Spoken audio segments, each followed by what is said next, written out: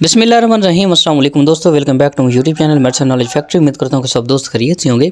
दोस्तों आज हम बात करेंगे ऑप्ट डी जो कैप्सूल होता है, जिसको आम तौर लोग जो है ना वो विटामिन D3 के नाम से जानते हैं।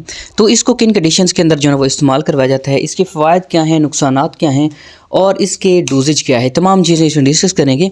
तो नए वाले दोस्तों गुजारिश है कि मेरे चैनल को लाजमी सब्सक्राइब कर लें, साथ बेल आइकन दबा दें ताकि चैनल पर अपलोड हुई तमाम वीडियोस नोटिफिकेशन अब तक बर वक्त पहुँचती रहें। सबसे पहले दोस्तों इस इंट्रोडक्शन की बात करें तो इसका नाम ऑप्ट डी है, जो कि एक डिब्बी के अंदर आपको एक कैप्सूल 2 और 4 क्वांटिटी तक जो है ये मिल सकती हैं। ठीक है, ये फार्मा इवो कंपनी का जो है वो बनाया हुआ प्रोडक्ट है। इसकी फार्मूलेशन की बात करें तो इसके अंदर विटामिन D3 पाया जाता है, जो कि आपको 2 लाख इंटरनेशनल यूनिट और इससे मतलब कि डिफरेंट प्राइसेस पर डिफरेंट यूनिट्स में भी आपको अवेलेबल होते हैं, मिल सकता है। दोस्तों इसके बेनिफिट्स की बात करें तो सबसे पहले हमारी हड्डियों के जितने भी मसाइल होती हैं उनको ठीक करने के लिए इसका इस्तेमाल करवाया जाता है। जैसे कि एक बीमारी होती है जिसको हम ऑस्टियोआर्थराइटिस कहती हैं। ये एक ऐसी बीमारी होती है जिसमें हमारे जोड़ों के अंदर, हड्डियों के अंदर दर्द वगैरह शुरू हो जाता है।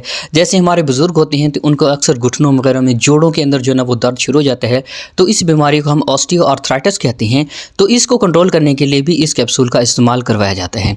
इसके अलावा दोस्तों एक ऐसी बीमारी होती है जिसको हम ऑस्टियोमलेशिया कहते हैं। ऑस्टियोमलेशिया एक ऐसी बीमारी होती है, ऐसी कंडीशन होती है जिसके अंदर हमारी हड्डियाँ जो है वो भुरभुरी होना शुरू हो जाती हैं और हमारी हड्डियाँ जो है वो टेढ़ी होना शुरू हो जाती हैं। ठीक है, तो इस कंडीशन को कंट्रोल करने के लिए भी इसका इस्तेमाल करवाया जाता है। इसके अलावा इसी बीमारी को बच्चों के अंदर जो है ना वो हम रिक्टस कहते हैं। ठीक है, तो जिसमें बच्चों में हड्डियां जो है वो टेढ़ी होना शुरू हो जाती हैं और वीकनेस, कमज़ोरी और हड्डियों को जो है वो जल्दी टूट जाना। ठीक है, तो इन कंडीशन के अंदर कभी इस कैप्सूल को जो है वो इस्तेमाल करवाया जाता है। इसके अलावा हमारे दांतों को मजबूत करने के लिए भी इसका इस्तेमाल करवाया जाता है और थोड़ी सी इसकी मकदार जो है ना हमारे BP को कंट्रोल करने के लिए और डायबिटीज़ के जो मरीज़ होते हैं उनको कंट्रोल करने भी इसका इस्तेमाल करवाया जाता है। मतलब कि हमारे जिस्म के अंदर मौजूद हड्डियों के जितने भी मसाइल होते हैं उनको ठीक करने के लिए इसका बेहतरीन इस्तेमाल जो है वो करवाया जाता है।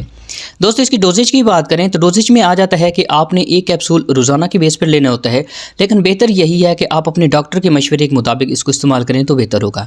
अगर इसके कंट्राइंडिकेशन की बात करें तो कंट्राइंडिकेशन में ऐसे मरीज़ जो ब्रेस्ट फीडिंग औरतें हैं या प्रेगनेंट औरतें हैं या मैदे के मरीज़ हैं, जिगर के मरीज़ हैं, ठीक है, या गुर्दों के मरीज़ हैं, वो अपने डॉक्टर की हिदायत के मुताबिक ही इसको इस्तेमाल करें तो बेहतर होगा। इसके साइड इफेक्ट की बात करें तो साइड इफेक्ट में आपको उल्टी वगैरह हो सकती है, मतली हो सकती है, पेट दर्द हो सकता है, चक्कर आ सकते हैं, थोड़ा सा डिप्रेशन वगैरह भी हो सकता है। तो उम्मीद करता हूँ मेरी वीडियो को पसंद है। क्योंकि पसंद है मेरी वीडियो को लाजमी लाइक करना, शेयर करना, मेरे चैनल को लाजमी सब्सक्राइब कर लेना। तो मिलते हैं नेक्स्ट वीडियो के अंदर, तब तक के लिए अल्लाह हाफिज़।